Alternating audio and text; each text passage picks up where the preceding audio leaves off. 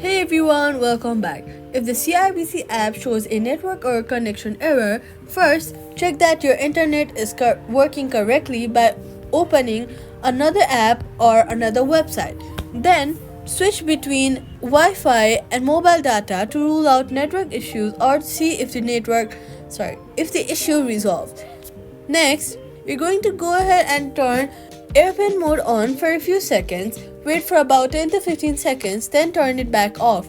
Next, go ahead and restart your phone to refresh the network connection. If you're using VPN, disable it and try again later.